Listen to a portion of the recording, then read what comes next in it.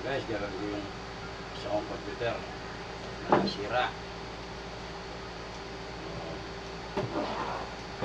Hindi maandal yung mga iba niyang parts tulad ng keyboard. So, pwede yung sa power supply yung sira niya. Nasubong ko magpalit ng power supply. Tapos linis ko na rin.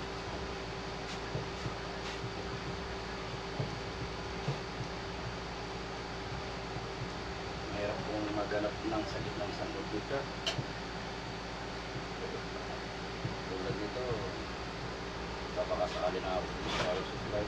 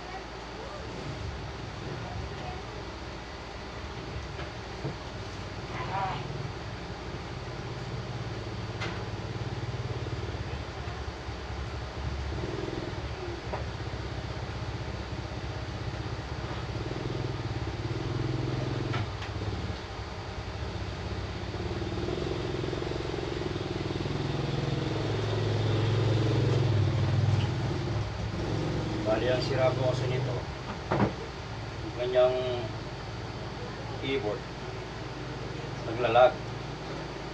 So, nagpalit ako ng bagong keyboard na bagong bukas. Tapos, ayaw pa rin naman ng keyboard. So, gumamit ako ng ibang keyboard na umaandar dito sa ibang PC, ayaw pa rin. So, hanap ko muna yung sira niyan kung nasaan. Susubok ko muna dito sa power supply kapag mandat dito sa power supply. So, nasa power supply yung sira.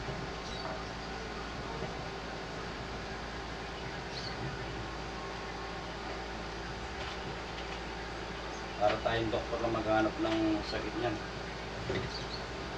Sa isang PC, ganun talaga. Pag nasa hardware yung sira, hanapin mo yung sira niya kung nasa.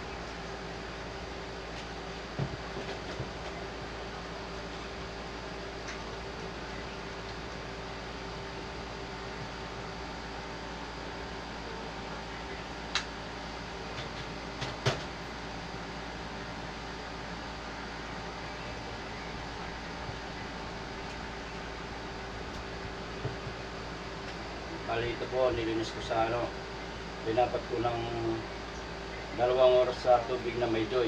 Kasi, so baka pwedeng iba niyang parts dito sa board ay nag-asin or naiyan ng ipis o daga. Kasi pwedeng mangyari yon kapag ganun yung keyboard or mouse pag naglalag. Pwede rin sa power supply or sa mismong system na.